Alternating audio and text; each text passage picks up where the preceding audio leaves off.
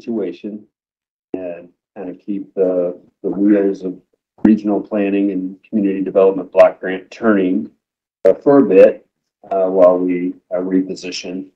And I just wanted to say thank you. It's good to see you. All right. So if you're better standing up, so I'm going to stand up and come over and position here. So part of this is what I briefly talked about, so I will run through it pretty quickly for you.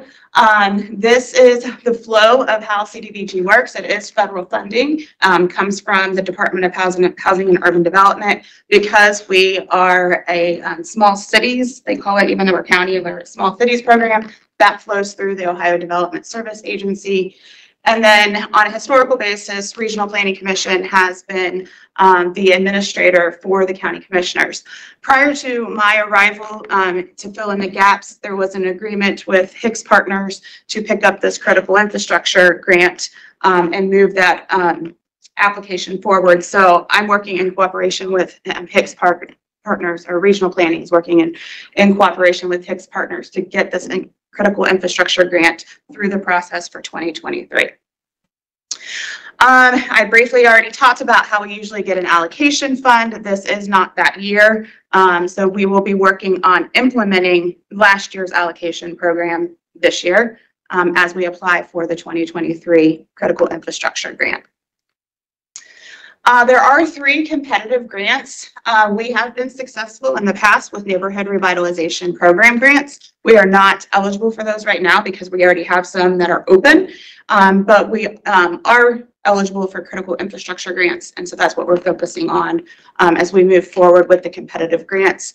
I don't ever remember Regional County doing a downtown redevelopment program. It may have happened prior to my arrival years ago, but I don't remember doing it during my time. I don't think the county CDBG program is involved, but the City of Lancaster's CDBG programs are involved.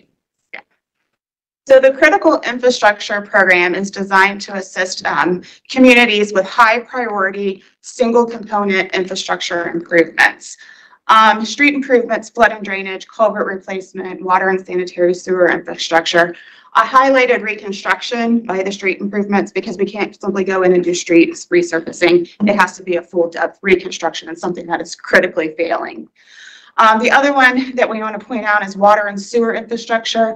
That can fall under another program if it meets a certain level of need or a dollar amount. So sometimes we have to bump that out of critical infrastructure and throw that into a different program. The maximum amount that we can be awarded is $500,000. Is that $500,000 in total or for any one project? That's for one project, correct. So can we have multiple projects that get? You can, but I think at this point we're only eligible to have one because of all of the open stuff that we have. Thank you. Mm-hmm. So the critical infrastructure program eligible projects we talked about, these are things that are not eligible. We can't do planning activities or economic development activities. Can't do anything in our central business districts. I already mentioned we can't do paving. And then that water and sewer stuff, if it's larger and up to that $600,000 or over that $600,000 threshold, then it gets thrown into a different program. Everything we do under CDBG has to meet the national objective, which means that all programs have to benefit at least 51% low to moderate income. And you can do that in a number of different ways. But the way that I think that we want to move with this project is just doing it through an area benefit, which is through the American Community Survey data or an income survey. So if a community is by census data is not 51% LMI, they can do an income survey for just that area that's benefiting. So those are the easiest ways to get a project funded.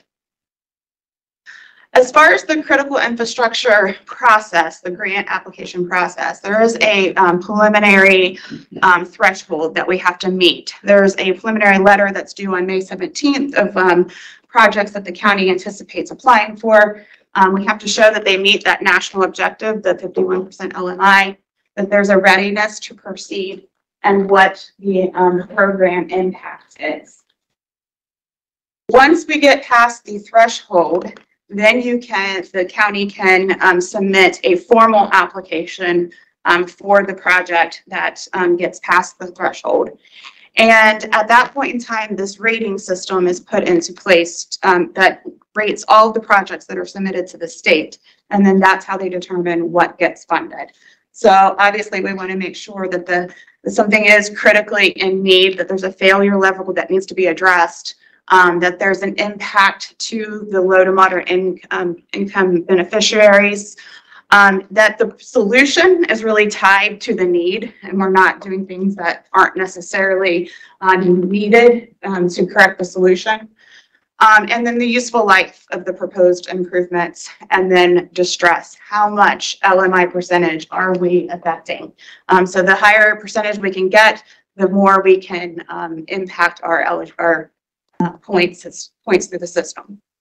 They then have a grading system that puts all of those into categories, and there's different points that go with these categories. So implementation and administrative capacity, program design, and infrastructure condition and narrative. So how well did we put that application together, addressing all of those bullet points above? So next steps. So today's the first public hearing out of the two. On April 19th, there is a CDBG training that I'm registered for. I believe Hicks is registered for. And then I also sent it, I had Jeff send it to the incoming regional planning director, because I think it's important that he be on that as well. Then arbitrarily, just to give us a few weeks and for Hicks and ourselves to review applications, we're asking communities to submit their projects to us by April 21st. Hicks has done a wonderful job of pushing emails out to the communities, letting them know that this application is out there. And we already have 5 applications that have been submitted from Pleasantville, Millers, Port Thurston, Carroll, and Sugar Grove. Those are the typical communities that we see anyways because of the LMI population. So we probably have the applications that we're going to get at this point, but we are leaving it open until April 21st, just one last push. I might ask Hicks to send one more email out just to say last chance. And then they're putting together a rating system for us internally to review them. Some things are on what the state has as far as their rating system, and then we have a couple extra that we've added in just for our internal purposes. And then, as I mentioned, in early May, having a second public hearing, and that public hearing is where you as commissioners will say, we want to go forward with this project. May 17th is the pre-application date, and then June 14th is the full application due to the state. So I'm going to stop here and ask you if you have any questions on the actual critical infrastructure CDBG program. And then I am going to bore you for about 5 more minutes and run through a series of slides regarding fair housing, because we're required to do fair housing. And I just want to make sure that when we have something like this, that we're providing that. So, but let's stop real quickly. Are there any questions? So in June, the applications are due. And then how long does the state take to decide who gets what? It typically is probably late summer into maybe early September. They do like to enter into their grant agreements in September. I do know the grant agreements that we just got for 2022 didn't come until December. So it's all up to the state. So, and then those will be 2024 projects? They're called fiscal year 2023, but they get implemented in 2024, and it's actually a 2-year cycle. So 2024, 2025. Okay. Commissioner Levesey. So I think it's been 3 or 4 years ago, Millers Port received that $500,000. Are they eligible again? That's one of the things that we kind of had as our internal thing is, how often have they been granted the application, the award? You can look at it 2 ways. One is maybe we should spread the money out differently. The other way is how much impact are we making in a community if we keep providing that money? And then when it's neighborhood revitalization, they look at that. So like they look at that impact, critical impact is what they refer to it as. So I know in the past we've looked at, over the past 2 or 3 years, this community got some, this community got some, this community got some. So that might be, good to support this community, and then we can continue. And you're right, there are really 5 or 6, maybe 7 communities that would most benefit from this type of work. Yeah, that should be, I imagine that would be part of our review process as well. It will be. It will be. And I think to kind of address that whole spreading it around versus trying to make a critical mass impact, with allocation funds, it makes a lot of sense to spread it around. But sometimes with that competitive stuff, they do like to see you funneling that into certain locations too. So let me ask this question.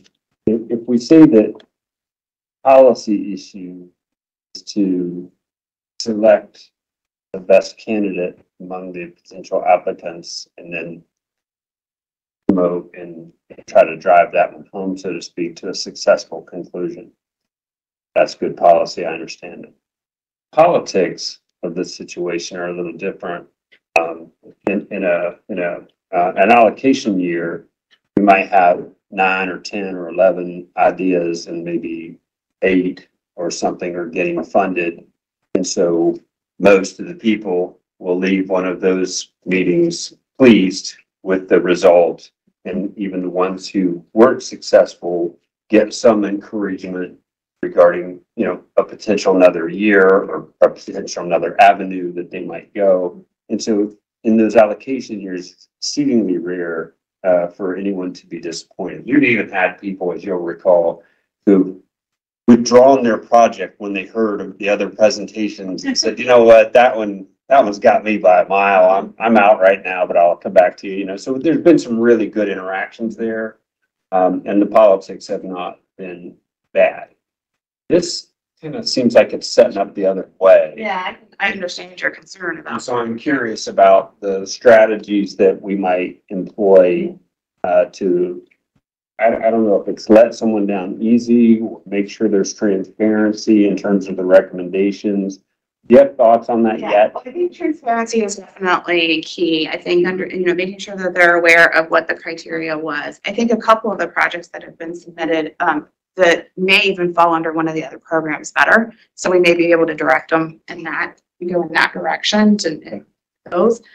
And then the other thing to keep in mind is that this critical infrastructure grant is actually a rolling cycle. So there are other opportunities within the next year that you can apply for further ones. So if we were able to close out some of our other grants in that time frame, maybe we can open ourselves up to doing some additional applications and with some of these other projects for critical infrastructure. And then one additional question, if I might. I should recall this from past years, but I don't. But there will be a staff recommendation, right?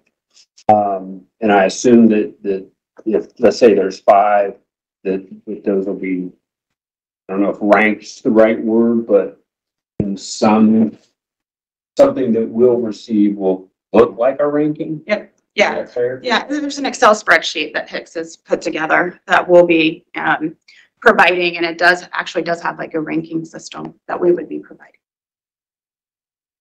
Commissioner Levesey.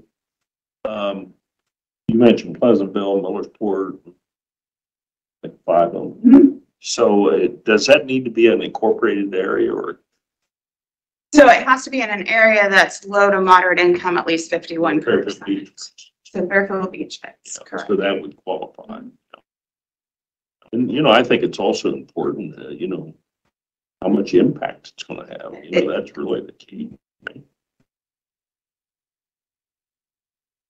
Any additional questions or comments from my colleagues before we go to the fair housing section of the presentation? Charlie White. Me neither. So we do have a fair housing program. It is broken down into 2 different types, landlord-tenant issues or actual discrimination in housing through renting or even through the selling of housing. So Regional Planning Commission historically has been the entity that runs the fair housing program. We take the calls from residents. We often refer them to the Ohio Civil Rights Commission, and then we provide them with materials about the fair housing laws. How often does that happen? Back when I was here, I would say we ran 10 to 15 calls. Tam, do you know what it is? A year, 10 to 15 a year. Do you know what it is? This month. No. That doesn't surprise me that it's increased a little bit just with the growth and different types of housing out there now too. Both the federal and the state fair housing laws give all persons in the protected classes the right to live wherever they can afford. That's always an issue. We have to make sure that people understand price is not a protected class, and that they can buy or rent a home anywhere that they can afford. The protected groups, federal law has the first 5 there, and then the last one, which is military status, that is just a state of Ohio protected. So things that kind of fall under the fair housing is if somebody refuses to negotiate or rent or sell housing with a protected class, making house unavailable, falsely denying housing is available for inspection, sale, or renting. There have been situations where in the past, I remember one where there was an ad that said it was within walking distance of something, and that actually got flagged, and we had to tell them, fair housing laws said that you can't say that because it's going against the handicap that may not be able to walk someplace. So there's certain things that you have to kind of look for, and obviously a lot of it's getting flagged and sent to us for review. So blatant things such as advertising, racial or ethnic preference, that's obviously something that you can't do. But sometimes there are things that are not so blatant that renters or landlords do regarding like bedroom size and number of people in a bedroom and things like that that would limit people having children within an apartment. So indirect consequences to the way they market their units. And that gets into the familial status. Is that definition is whether or not a household has 1 or more children under the age of 18. And then you cannot discriminate or refuse to rent or sell to families with children. This is probably the one that I got most calls about when I was here. I don't know if that's changed over time, but that was the one that seemed to be the one I got the most calls on. As far as renting, landlords also must provide reasonable accommodations. So if there is somebody that has a wheelchair and they need a ramp to their house, the landlord does not have to pay for the ramp, but they have to allow the renter to put the ramp in. But then the renter also has to put it back to its original condition once they are done renting. And then the big thing is usually no pets. That policy has to allow service animals for reasonable accommodation purposes. Actually, I just mixed up my ramp thing. The ramp would actually fall under a reasonable modification. Another one that would fall under that would be installing the visual alarms or the grab bars on bathtubs.